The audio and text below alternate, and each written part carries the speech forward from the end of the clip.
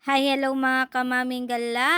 Panibagong araw, panibagong galangan na naman. Please keep on watching. For today's video nga ay pupunta nga lang tayo ng palengke.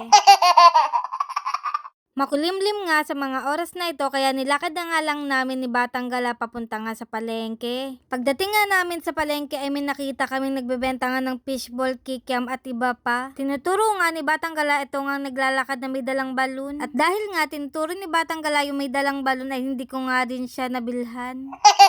Bumili na nga rin ako ng isda dito na worth 110 pesos. Bumili na nga rin ako ng karne worth 200 pesos plus giniling na 50 pesos. Dahil nga magsisinigang tayo ay kailangan natin ng kangkong, okra, talong at saka ng gabi. Katapos ko nga bumili dito ay may nadaanan nga akong patatas na 20 pesos at saka ng carrots na 20 pesos din. Hanggang ngayon kasi pinapakain ko pa rin si Batang Gala ng puree. Iba pa rin kasi pag puree nga yung pinapakain kay Batang Gala, araw-araw nga din siyang dumudumi. Mapunta na nga tayo sa pinali dahil bibili na lang tayo ng sibuyas, kamatis, bawang, kalamansi at saka ng sili. Sa inyo ba, magkano na ang kamatis? Meron pa nga ako natirang budget at bibili nga tayo ng isang tray ng itlog. Naglakad na nga lang ulit kami ni Batang Gala nga papunta nga sa bilihan ng itlog. 250 pesos nga yung XL nila. Bumili na nga rin ako ng dalawang itlog na maalat para nga sa umagahan namin. Habang naglalakad nga kami ni Batang Gala ay may mga nadaanan kaming bilihan ng merienda. Dinaanan nga lang namin at hindi na nga rin kami bumili. Charis.